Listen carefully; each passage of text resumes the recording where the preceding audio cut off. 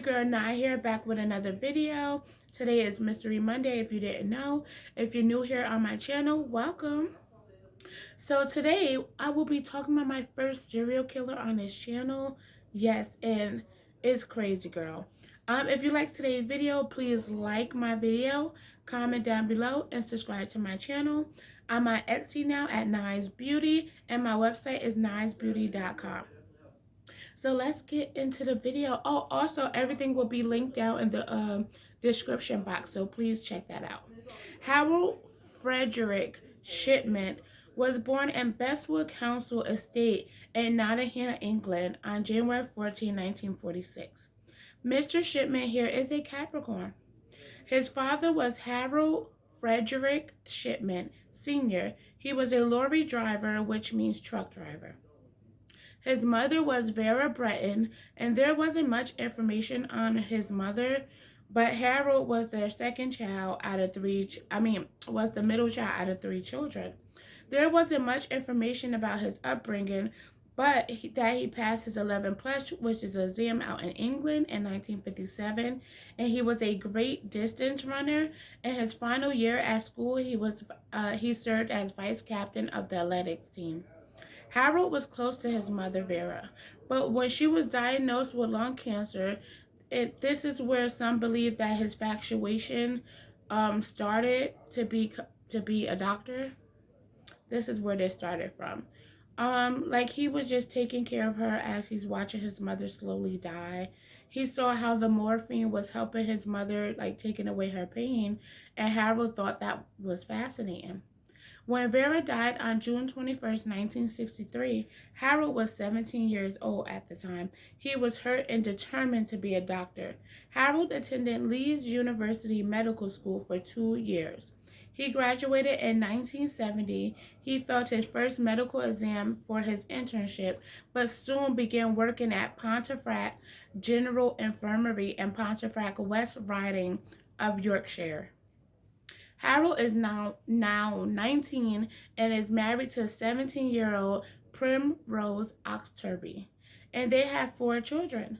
In 1974, he is now a practitioner at Abraham Armorod Medical Center after working in rehab in Yorkshire. In 1977, he was allowed to work at Donnybrook Medical Center in Hyde. Harold had the persona of a hard-working doctor and that he entrusted in his patients and colleagues, although he was arrogant and treated everyone like shit.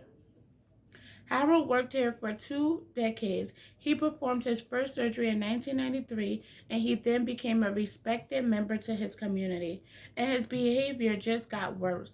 March of 1998, one of Harold's co-workers, Linda Reynolds, told coroner John Perlard that she had a concern for all Harold's patients because they were excessively dying. Let me sip my coffee. There was a large number of elderly women patients being cremated. Also, they had similar death poses. Like, what? On April 17th, they closed the investigation because they didn't have enough evidence to convict him. Investigators failed to check his criminal history or to contact their general medical counsel. If they did, I wouldn't be here telling this story. After this, Harold had killed 3 more people. A local taxi driver told the local police that he suspected that Harold killed 21 people because he dropped off them people and they was never seen again. At this point, Harold is just hiding behind his status of being a caring family doctor.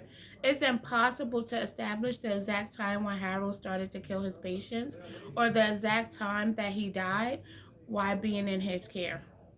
Harold's last victim was Kathleen Grundy. She was an 81-year-old woman who was able to get around on her own. She died on June 24th, 1998. She was found dead in her home. And guess who was the last person to pay her a visit before she died? Harold.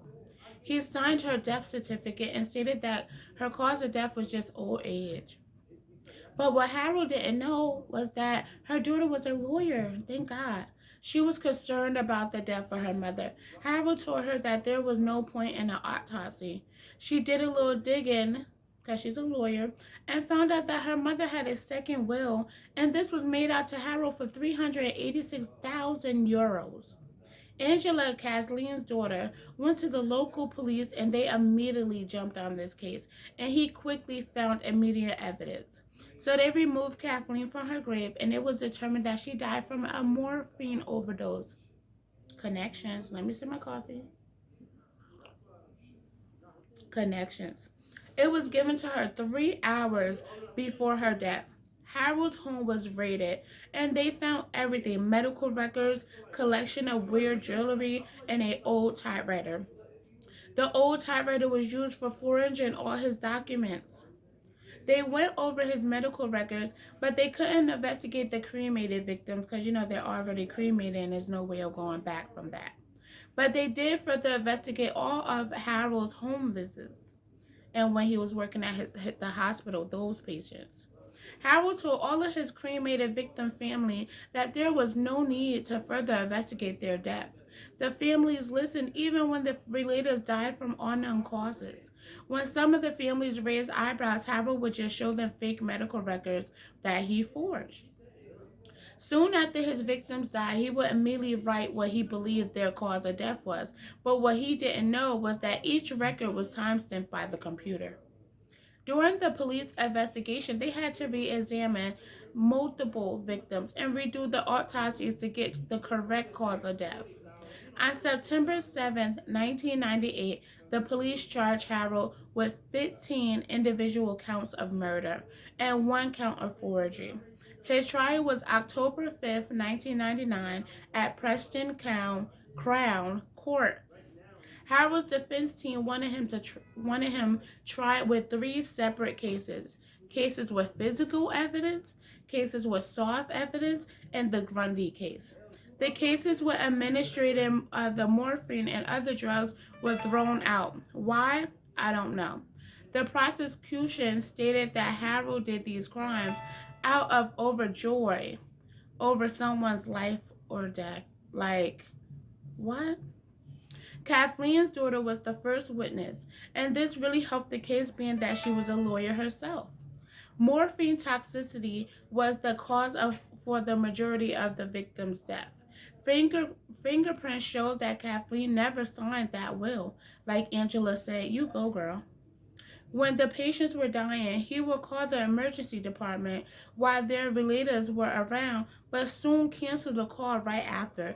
This man didn't have any empathy at the trial.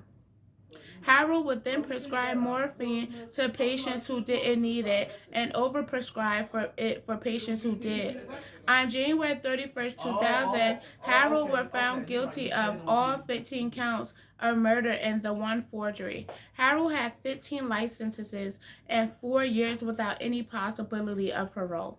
He was incarcerated at the Durham prison over the 24th period in which he worked. The 24-year period of which he worked. It was stated that he killed over 236 patients, sometimes in clusters throughout the day. He was overly working, meaning he really had a fucking great time killing. It was said that his first victim might have been 67-year-old Margaret Thompson, who died in March 1971 while she was recovering from a stroke. Harold is one of the most prolific known serial killers in the world. He was then moved to Wakefield Prison to make it easier to see his family. If it was up to me, his family would have to fucking suffer like the other families. Period. Anyway, on January 13, 2000, Harold was found hanging from his cell ceiling, and that will be the story of Dr. Death. Thank you guys for tuning in to Mystery Monday video today. If you like today's video, please like, subscribe to my channel, and comment down below. I would love to know what you guys hear. I would love to want to hear what y'all guys think about these cases. Thank y'all. See y'all Thursday for Disturbed Thursdays. Peace.